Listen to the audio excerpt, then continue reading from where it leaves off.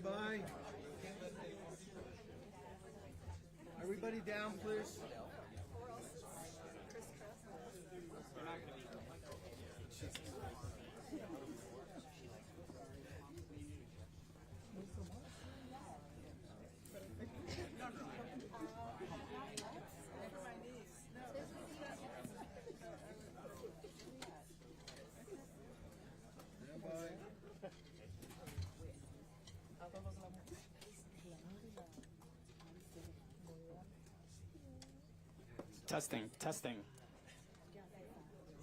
Testing.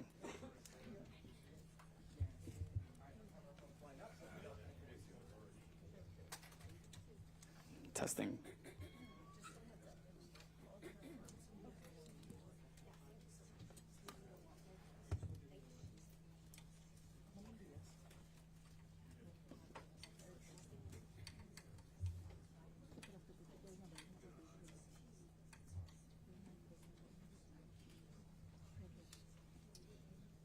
Good morning. Please welcome the Director of Operations, Catherine Garcia. The MTA CEO and Chair, Jano Lieber. Deputy Mayor, Meera Joshi. And please join me in welcoming the 57th Governor of the great state of New York, Governor Kathy Hochul.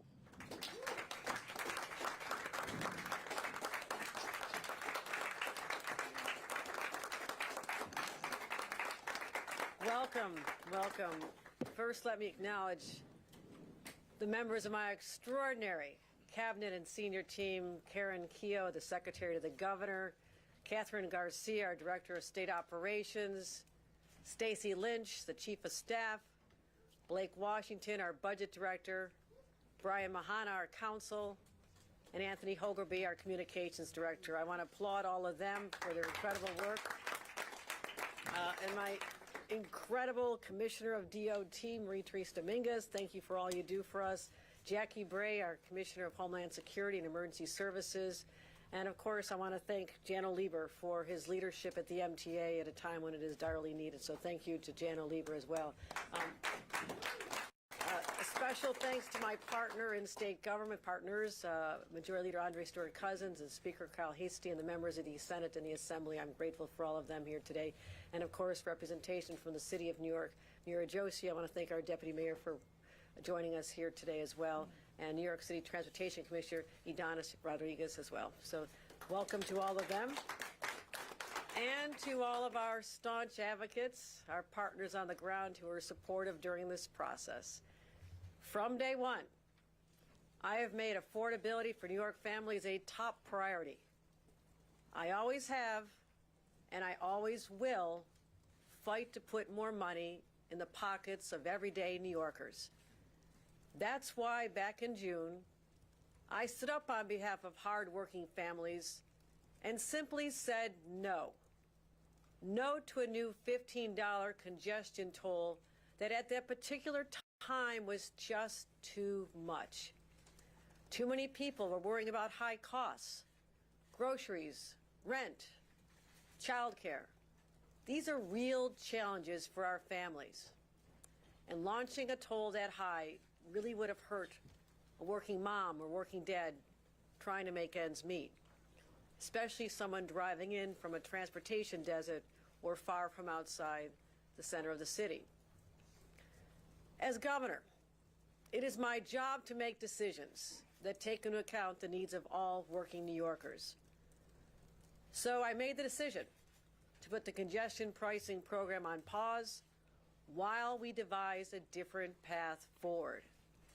State law requires that congestion pricing simultaneously raise money for the MTA and drive down traffic congestion. These are important priorities. But I believe that no New Yorker should have to pay a penny more than absolutely necessary to achieve these goals. And $15 was too much. And I'm proud to announce we have found a path to fund the MTA, reduce congestion, and keep millions of dollars in the pockets of our commuters. Under this plan, the MTA will implement a congestion pricing plan with a reduced daytime toll of $9 beginning in January. You heard that correctly. It was $15 before, and now it is $9. That is a 40% reduction. This lower toll will save daily commuters nearly $1,500 annually. And that kind of money makes a big difference for our families. And there'll be further discounts for low-income New Yorkers. Car owners who make less than $50,000 a year will get a 50% discount on every toll after their 10th toll on the month. In addition, after 9 p.m., the toll is discounted even further. This is to encourage nighttime deliveries in particular and help reduce congestion during the daytime hours. Here's the most critical part. This $9 daytime toll is enough to secure the $15 billion in MTA funding that congestion pricing was intended to support. We're still getting the $15 billion to fund the MTA, and drivers are paying $6 less. This lower toll will still allow us to accomplish all, and I mean all, of the goals of congestion pricing. New modern signals, the long-awaited 2nd Avenue subway, new electric buses, elevators, and this will generate major investments for our suburban commuters as well, on top of the $800 million we've already invested to boost the LIRR service by 40%, and the work that Metro North is doing across Westchester, Dutchess, and Putnam counties. We'll also begin to drive down gridlock and the emissions as intended. And we'll deliver major environmental improvements for places like the Bronx, so that lower-income communities will not only benefit from improved public transit service, but also cleaner air. And today, I'm directing the MTA to make major service enhancements to at least 23 bus routes in the outer boroughs. This would mean running buses more frequently along those routes. Now, this is all an acknowledgement, as we know, that the MTA is absolutely vital for our region's economy. Without it, people can't get to work, children can't get to school, and our state would grind to a halt. Years and years of disinvestment and underinvestment in the MTA by previous administrations ends today. Yes, it's hard, but that's also today why I'm announcing my strong support for the MTA's 2025 to 2029 capital plan to ignore the challenge of funding improvements to a 100-year-old aging infrastructure would be nothing but an abdication of my duties as governor, and I will not do that. The capital plan will help fund projects that I launched, such as the Interborough Express. This project alone will save commuters between Brooklyn and Queens at least 30 minutes each way. It's a perfect example of our vision to build a safe, reliable, high-performing transit system that New Yorkers deserve. MTA Chair and CEO Jana Lieber will discuss more of the particulars of the capital plan in a moment. And I'm directing the MTA also to improve efficiencies, drive significant cost savings to protect New York taxpayers. And we'll continue to work closely with our federal, state legislators, and our city partners to close any gaps in our budget negotiations later in the year, just as we did last year when I structured a funding plan to keep the MTA from going off the fiscal cliff. Another example of my strong commitment to public transit. And I'll continue insisting upon efficiencies and savings in the MTA in the years ahead. Let me close with this. Congestion pricing is fundamentally about meeting three critical objectives: ensuring our commuters can rely on safe subways and commuter trains now and into the future, ensuring we can decongest our clogged streets, improving the quality of life for residents, the safety of pedestrians, and access for emergency vehicles, and ensuring we reduce vehicle emissions to enhance our air quality. We know our downstate businesses and our economy depend on the MTA to transport more than 6 million commuters every single day. Safeguarding the long-term viability of our subway and commuter rails, the safety of our streets, the health of our environment, and the strength of our economy, these are all hard to do, but they're necessary. And as New York City enters into a realm where no other American city has gone before, recall that the journey was first proposed decades ago. And this has been the law of our state for the last 5 years. When I announced the pause, I spoke about working New Yorkers, hard-working New Yorkers. And I said I would fight to put as much money back in their pockets as I possibly could.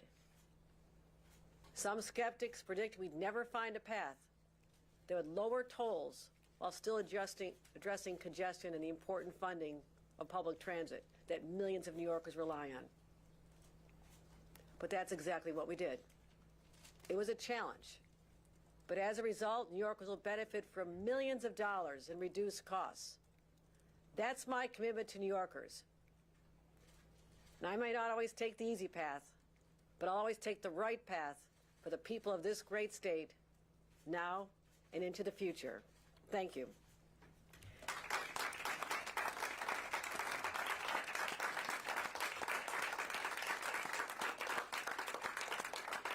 Now let me turn it over to the MTA CEO and Chairman, Jana Lieber. Jana?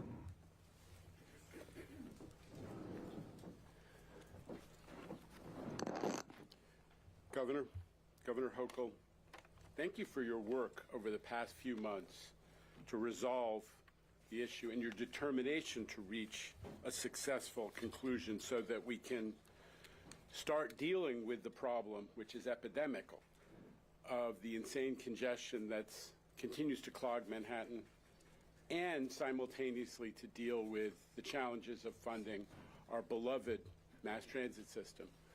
I know that the press is going to focus a lot on congestion pricing, but I want to start out by saying how important your endorsement of the MTA's 2025 to 29 capital program is. Because of the action you are taking, New Yorkers can count on new train cars, more service and more reliable service because of new signals, structures, elevated structures and tunnel structures that, God forbid, don't fall down, that we're investing in systems and turnstiles that will prevent fare evasion, and so much more. All of that is made possible by your endorsement of the MTA capital program, together with your partners in the legislature, who I know are committed to funding it. So I just want to start out by acknowledging that you stood up for transit in 2023 when you solved the fiscal crisis on the operating budget, and today we're here to celebrate that both with your action on congestion pricing and the MTA capital plan, you have stepped up for transit yet again. But to the topic of the day, listen, the negative effects of traffic can be seen everywhere, whether it's people stuck in gridlock, missing time with families, businesses, and many of the business leaders are here today because they support congestion pricing, businesses who are having huge extra costs because they have material deliveries, and tradesmen who are spending hours stuck in traffic.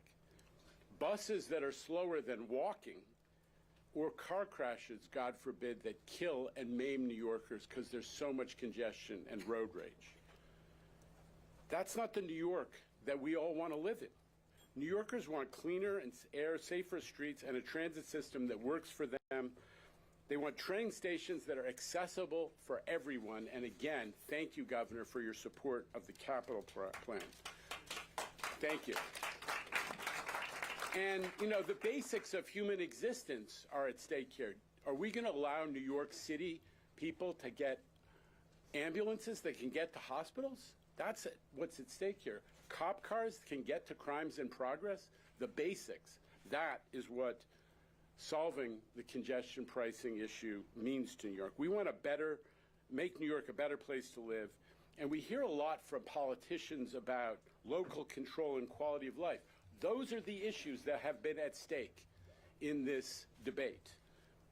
Anywhere else in the state and in the region, if ambulances couldn't get to hospitals with people dying in the back, or if crimes were in progress and cop cars or fire vehicles couldn't get to fires, I guarantee you that those local officials would speak up for their communities and want the state to get involved.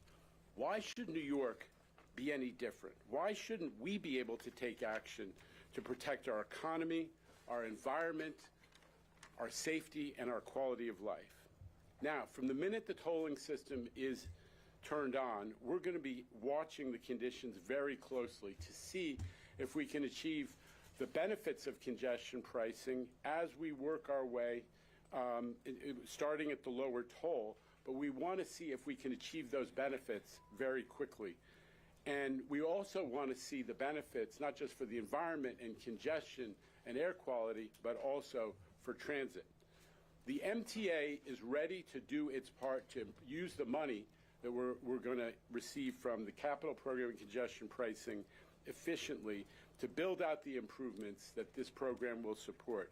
We have been delivering projects on time and on budget again and again and again. And don't let anyone tell you otherwise. The L train, Long Island Railroad's 10-mile-long third-track project, the Metro North Viaduct, the miraculous project that is rebuilding the Metro North Viaduct in East Harlem without stopping service. These projects are all being done hundreds of millions of dollars under budget and on time. That's the new MTA, the business-like MTA, and we all intend to keep delivering transformative projects under Governor Hochul's leadership for the 80% of New York commuters and the 90%, what am I saying, the 90% of New York commuters who use transit instead of driving. It's 90% of New York commuters who come to the Central Business District on transit. A couple of those are walkers or cyclists, but they ain't drivers.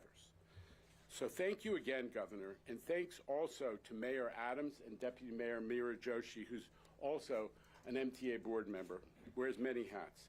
To our partners at the State Department of Transportation, under Marie-Therese Dominguez, and especially to the partners at US DOT who have worked with us as we figured this out. These are people who care about the future, who love New York, and I also have to give a shout out to the advocates who have kept hope alive as this issue has been worked through. You are the reason that we all are so hopeful about our ability to improve life in New York for not just for transit riders, but for everybody, and we bless you. So thank you for that. I just want to finish by turning it over to my partner in every way, the Deputy Mayor of the City of New York, Mira Joshi. Thank you.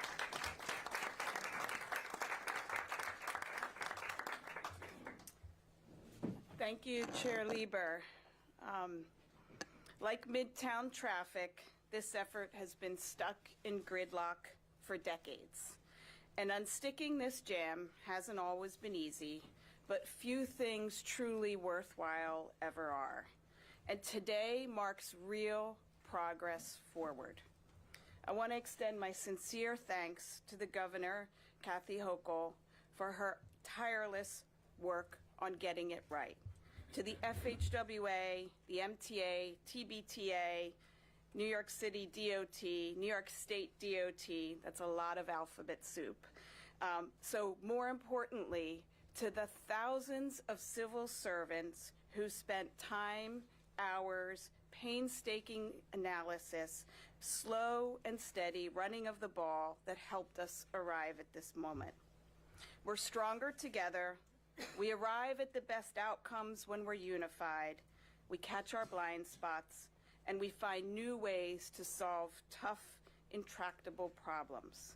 That's what's been done here today and over the past few months. This plan will do all things. It will reduce traffic in the Central Business District, which will have a real impact for our carbon emissions. It will provide long-term investment in the bedrock of our city's economy, our public transit, creating good green jobs. And it will give everyone time to get used to the new reality. having a transition plan is fundamental to the success of any major change. New Yorkers will look back on this moment with pride, a moment where we chose to do hard things that make our city a better place, not just for us, but for our children and for our grandchildren. When we banned smoking in restaurants long ago, 20 years ago, and in bars, people certainly thought it was the end of New York City nightlife. Fast forward today, our restaurants are thriving, our air is cleaner, and we've saved tens of thousands of lives from lung cancer. More importantly, we created a healthier new normal for this generation. We once questioned this big culture change, and now we celebrate it. That's how this moment will be remembered too. And I also want to thank the governor. Oh, before we get to the other things in addition to congestion pricing, I think I want to also call out what is in this package for the funding of environmental justice movements in the borough of the Bronx. Over $100 million will be spent funding reducing polluting trucks that travel our city streets, especially in the Bronx. And it also buys that borough additional green space and an asthma center. I want to thank the governor also, separate from congestion pricing, for including in the budget common sense measures that will keep traffic moving. Up until now, Midtown traffic has hurt all of us. It takes away minutes, it takes away hours, those hours add up to days and months, those days and months add up to real dollars that are not in our pockets. Today marks that turning point. So as Mayor Adams said yesterday, this is what leadership looks like. Thank you. That concludes our program. Thank you for joining us. We ask that our guests please make your way to the